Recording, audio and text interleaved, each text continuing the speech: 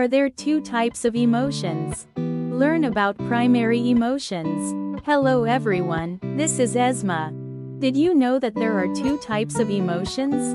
The emotions we normally feel are primary emotions and secondary emotions. Today, let's take a closer look at primary emotions. Primary emotions are the basic emotions that we are born with and feel instantly in our daily lives. These emotions are important for our survival and maintaining social relationships. They are pure and natural emotions that we feel instantly in response to events or situations. These emotions are the first emotions to arise and are a direct response to external stimuli. Examples include sadness, anxiety, joy, and fear. These are very simple emotions that react instinctively. So, what emotions are specifically included in primary emotions? Let's take a look at the 6 primary emotions proposed by the famous psychologist Paul Ekman. 1. Joy. This is the emotion we feel when we feel happy or satisfied. When something fun happens or we achieve our goals, we naturally smile. 2. Sadness. This emotion is felt when we fail or lose a loved one. Feeling sadness helps us overcome loss and deepen our empathy with others. 3. Anger. This emotion arises when we feel something is wrong or we have been hurt. Anger is a powerful energy to protect ourselves. 4. Fear. This emotion arises when we sense danger. Feeling fear allows us to take action to escape from danger. 5. Surprise. This emotion is felt momentarily when an unexpected event occurs. There are good surprises and bad surprises. But in either case, surprise instantly brings us back to reality. 6. Disgust. This emotion is felt in response to unpleasant things. For example, when we smell rotten food, we naturally try to avoid it. This is also an emotion related to the survival instinct. Role and importance of primary emotions. These 6 primary emotions are essential emotions in our daily lives. Even emotions that seem negative, such as anger and fear, are necessary to protect us from danger and take appropriate action. Furthermore, understanding primary emotions will also make communication with others smoother. For example, when you feel that a friend is angry, you can gain a deeper understanding by thinking about what primary emotions are behind it. For example, let's take the example of meeting up with a friend. The situation is that you are waiting for your friend, and UG is late. What's more, he didn't contact you either. At that moment, you felt angry. So what is this emotion of anger? This emotion of anger is a secondary emotion. What is the difference between primary and secondary emotions? Here, we will talk about the difference between primary and secondary emotions. As mentioned earlier, primary emotions are emotions that we feel instantly.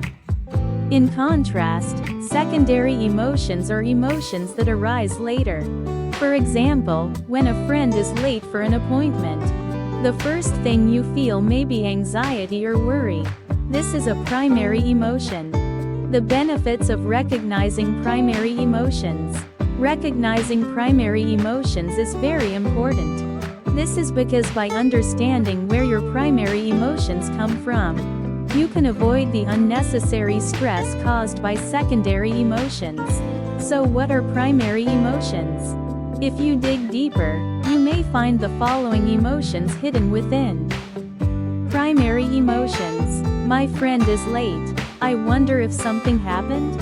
I feel lonely because I haven't heard from them. I wonder if they don't value me.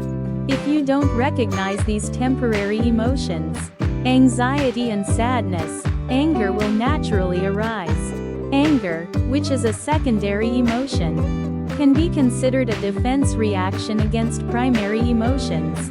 By facing your primary emotions head-on, you will be able to recognize the true emotions that lie beneath them.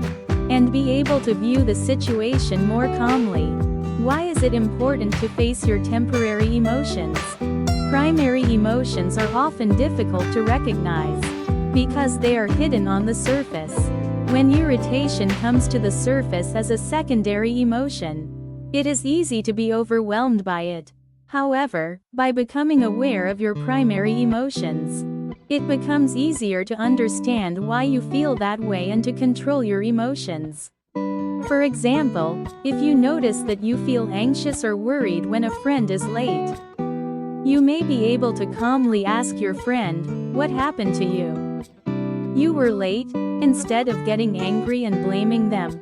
By recognizing your primary emotions in this way, you can deal with your emotions in a healthier way. How to deal with emotions? Label your primary emotions. For example, just by recognizing that you are feeling anxious right now, you may be able to reduce secondary emotions such as anger or irritation. Using this technique of labeling, it becomes much easier to control your emotions. Try to put those emotions into words. Dig deeper into the emotion.